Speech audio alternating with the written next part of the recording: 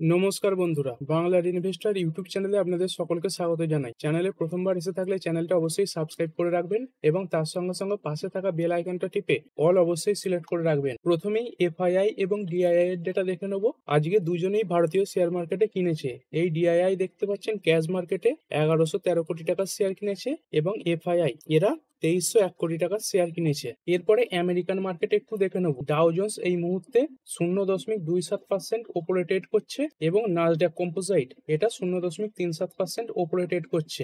এরপরে যদি Indian ADR গুলো দেখি, ইনফোসিসের এডিআর 1.18% ওপরে ট্রেড করছে। তারপর আইসিআইসিআই ব্যাংকের এডিআর 0.58% নিচে ট্রেড করছে। উইপ্রোর এডিআর 1% এর ওপরে ট্রেড করছে। ডক্টর রেড্ডি ল্যাব প্রায় 1.5% এর ওপরে ট্রেড করছে। তারপরে এইচডিএফসি ব্যাংকের এডিআর 0.10% ওপরে ট্রেড করছে। তারপরে মেঘমাইট্রিপ 0.47% নিচে চলছে এবং যাত্রা অনলাইন এটা 0.93% নিচে ট্রেড করছে। আজকের দিনে তো দেখতেই পেয়েছেন নিফটি একদম বর্ডারে বন্ধ হয়েছে, তবে মার্কেটে এখনো পজিটিভ সেন্টিমেন্ট বজায় রয়েছে। তবে এমনও কিছু খবর আছে যার কারণের জন্য ইন্ডিয়ান শেয়ার মার্কেট আগামীকাল কিছু কিছু করে পড়তে পারে। তার প্রথম কারণ যদি দেখি, এই পাকিস্তান আমাদের যে প্রতিবেশী দেশ, এর আগেই দেখেছিলেন এই আইএমএফ এরা যখন পাকিস্তানকে $2.3 বিলিয়ন প্যাকেজ ঘোষণা করেছিল, তখন কিন্তু ভারত সেইটার প্রতিবাদ করেছিল। কারণ ভারতের কি বক্তব্য ছিল, এই যে পাকিস্তানকে $2.3 বিলিয়ন দেয়া হচ্ছে, এটা কিন্তু পাকিস্তান তাদের দেশের কাজে ব্যবহার করবে না, মানে দেশের কাজেই ব্যবহার করবে, শুধুমাত্র ডিফেন্স যে সেক্টর রয়েছে সেটা বাড়াবার কাজে ব্যবহার করবে। তো তখন আইএমএফ এরা পাকিস্তানকে তো $2.3 বিলিয়ন যে লোন সেটা স্যাংশন করে দিয়েছিল। এরপরেও এই যে এশিয়ান ডেভেলপমেন্ট ব্যাংক এরাও পাকিস্তানকে $1 বিলিয়ন লোন স্যাংশন করে দিয়েছে এবং এই সময় দেখতে পেয়েছিলেন ইন্ডিয়া এটাকে অপোজ করেছিল। আর যদি দেখেন, ইন্ডিয়া যে বলেছিল পাকিস্তান এই লোন নিয়ে তাদের যে ডিফেন্স বাজেট বাড়াবে, সেটাই কিন্তু হয়েছে। এইখানে দেখতে পাচ্ছেন Pakistan boost defence budget by 20%, মানে পাকিস্তান তাদের যে ডিফেন্স বাজেট সেটা 20% পর্যন্ত বাড়িয়ে দিয়েছে। আর যেটা ভারতের জন্য খুব একটা ভালো ব্যাপার নয়। আর দেখুন, সব সেক্টরে যদি বাজেট বাড়াতো তাহলে ঠিক ছিল, শুধুমাত্র এই ডিফেন্স সেক্টরে বাজেট বাড়িয়ে দিয়ে বাকি যে সেক্টরগুলো সেখানে বাজেট অনেক কমিয়ে দিয়েছে। সেই কারণেই এদের যে ওভারঅল স্পেন্ডিং সেটা কমে গেছে। পাকিস্তানের যে টোটাল ওভারঅল স্পেন্ডিং সেটা 7% কমেছে। আর এখানে স্পষ্টভাবেই দেখতে পাচ্ছেন পাকিস্তান কেন তাদের ডিফেন্স বাজেট বাড়িয়েছে। এখানে রিউটার্স এর রিপোর্ট অনুযায়ী এইখানে দেখুন, Pakistan will raise defence spending by a steep 20% after a military clash with its old enemy India. মানে রিউটার্স এর রিপোর্ট অনুযায়ী এই ইন্ডিয়ার সঙ্গে পাকিস্তানের যে একটা যুদ্ধ পরিস্থিতি তৈরি হয়েছিল, সেই কারণের জন্যই পাকিস্তান তাদের এই ডিফেন্স বাজেট 20% পর্যন্ত বাড়িয়েছে। তবে দেখুন, এই নিয়ে খুব একটা চিন্তার বিষয় কিন্তু নেই। যদি দেখেন, পাকিস্তান এই ডিফেন্স বাজেট বাড়াবার পরেও ভারতের যে ডিফেন্স বাজেট সেটা পাকিস্তানের থেকে 9 গুণ বেশি রয়েছে। এইখানে পাকিস্তানের কত বাজেট দেখুন, $9 বিলিয়ন। আর ইন্ডিয়ার যদি দেখি, এখানে দেখতে পাচ্ছেন ইন্ডিয়ার যে ডিফেন্স বাজেট সেটা রয়েছে $86.1 বিলিয়ন, মানে 9 গুণেরও বেশি এই ডিফেন্স বাজেট রয়েছে। এরপরে ইন্ডিয়ান মার্কেটের যে মিউচুয়াল ফান্ডের ডেটা সেটা প্রকাশ পেয়েছে। এখানে দেখতে পাচ্ছেন মিউচুয়াল ফান্ডের যে সিপের ইনফ্লো সেটা অল টাইম হাই হিট করেছে। এখানে দেখুন, এই মে মাসে 26,668 কোটি টাকা সিপ ইনফ্লো হয়েছে। আর এর আগের মাসে কত ছিল, এপ্রিলে দেখুন 26,632 কোটি টাকা, সেইখান থেকে বের হয়েছে 26,688 কোটি টাকা, যেটা এর আগের সমস্ত ডেটার থেকে বেশি। তবে এই সিপের পরিমাণ বাড়লেও এই যে ইকুইটি মিউচুয়াল ফান্ডের ডেটা সেটা কিন্তু খারাপ এসেছে। এদের যে ইনফ্লো সেটা 22% পর্যন্ত পড়ে হয়েছে 19,000 কোটি, এবং এর থেকেও বেশি খারাপ ডেটা এসেছে এই যে ডেব্ট মিউচুয়াল ফান্ড, তাতে তো কোনো ইনফ্লো দেখাই যায়নি, বরঞ্চ 15,908 কোটি টাকা আউটফ্লো হয়ে গেছে, মানে বেরিয়ে গেছে। এরপরে যদি দেখি কোফোর্জ লিমিটেড স্টকটা আজকের দিনে 2% এর উপরে বেড়েছে। এই জেপি মর্গান এই স্টকটাকে বাই রেটিং দিয়েছে এবং এদের যে টার্গেট সেটা 16% বাড়িয়ে দিয়েছে।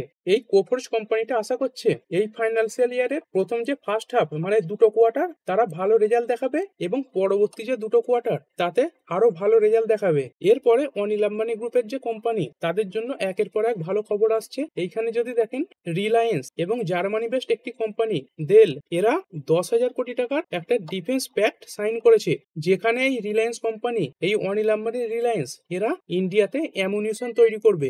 এছাড়াও যদি দেখি, এই যে বোম্বের হাইকোর্ট আছে তারা MMRDA এদেরকে নির্দেশ দিয়েছে অনিল আম্বানির যে কোম্পানি রয়েছে তাদেরকে 1169 কোটি টাকা দিতে। কারণ এই MMRDA এবং অনিল আম্বানির যে কোম্পানি মুম্বাই মেট্রো ওয়ান এদের মধ্যে একটা পার্টনারশিপে প্রজেক্ট হয়েছিল, সেইখান থেকেই অনিল আম্বানির কোম্পানি প্রায় 992 কোটি টাকা পেত, যেটা ইন্টারেস্ট সমেত বেড়ে হয়েছে 1169 কোটি টাকা। এবং অনিল আম্বানি এটাও বলেছেন এই টাকাটা পেলে তিনি তার যে রিলায়েন্স গ্রুপের কোম্পানিগুলো রয়েছে তার যে ডেপ্ট বা ধার সেটা কমানোর কাজে ব্যবহার করবেন। এরপরে টাইটান কোম্পানি, টাটা গ্রুপের এই কোম্পানিটা তাদের যে একটি বিজনেস রয়েছে ব্যাগের বিজনেস, সেইটা নিয়ে কিছু ফোরকাস্ট দিয়েছে। এইখানে দেখতে পাচ্ছেন Titan looks to double bag sales under IRTH FASTag bans in financial year 2026। এই টাইটান কোম্পানিটা আশা করছে এদের যে দুটো ব্যাগের কোম্পানি রয়েছে IRTH এবং ফাস্ট্যাগ এরাই ফাইন্যান্সিয়াল ইয়ার 2026-এ এর সেলস ডবল করে ফেলবে।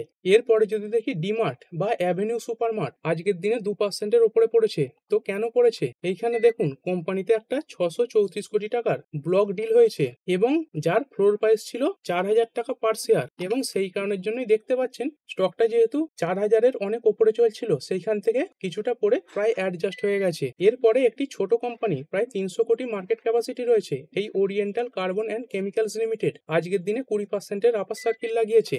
এই কোম্পানিতেও দেখতে পাচ্ছেন একটা ব্লক ডিল হয়েছে। তবে কিনেছে কারা দেখুন, BOFA মানে ব্যাংক অফ আমেরিকা, এরা এই ছোট কোম্পানির শেয়ার কিনেছে। আর আমেরিকার একটা ব্যাংক এই শেয়ার কেনায় এই শেয়ারটাতে আজকে 20%-এর আপার সার্কিট দেখা গেছে। তবে যদি দেখেন স্টকটা এর আগের দিনেও 20%-এর আপার সার্কিট লাগিয়েছিল, মানে দুদিনে স্টকটা প্রায় 45%-এর কাছাকাছি বেড়েছে। এরপরে যদি আপনি জোম্যাটো এবং সুইগির শেয়ার হোল্ডার হয়ে থাকেন তাহলে আপনাদের জন্য কিছুটা দুশ্চিন্তার বিষয় আছে। এইখানে যদি দেখেন এই সুইগি এবং জোম্যাটোর যে একটা প্রতিদ্বন্দ্বী রয়েছে বিগ বাস্কেট, এই টাটা গ্রুপের কোম্পানিটা, এরাও কিন্তু 10 মিনিটে যে ফুড ডেলিভারি সেটা শুরু করতে চলেছে, আর যেটা মার্চ 2026 থেকে শুরু হয়ে যাবে। তো বুঝতেই পাচ্ছেন কম্পিটিশন বাড়বে এবং সুইগি এবং জোম্যাটো এদের যে রেভিনিউ সেটাও কমবে। এরপরে যদি দেখি মারুতি সুজুকি ইন্ডিয়া লিমিটেড, এই স্টকটা আজকে 1.5%-এর কাছাকাছি পড়েছে। যদি খবরে দেখেন এই চায়না তাদের যে রেয়ার আর্থ মেটেরিয়াল সেটা এক্সপোর্ট করা বন্ধ করে দিয়েছে, মানে বিভিন্ন দেশে আর পাঠাচ্ছে না। আর এই যে রেয়ার আর্থ মেটেরিয়াল এটা কিন্তু এই যে অটো কোম্পানিগুলোর জন্য একটা প্রয়োজনীয় জিনিস। তো এই রেয়ার আর্থ মেটেরিয়াল আসছে না বলে এই মারুতি সুজুকি তাদের যে সুইফটের প্রোডাকশন সেটা আগেই বন্ধ করে দিয়েছিল, এবং আজকে খবর এসেছে এই মারুতি তাদের যে ইভি প্রোডাকশন সেটাও কমাতে চলেছে। এরপরে ভোডাফোন আইডিয়া লিমিটেড, এই স্টকটার জন্য কিছু ভালো খবর এসেছে। এইখানে যদি দেখেন এই ভোডাফোন আইডিয়া এরা বেঙ্গালুরুতে 5G সার্ভিস শুরু করে দিয়েছে। এরপরে এসি কোম্পানিগুলোর জন্য কিছু খবর এসেছে।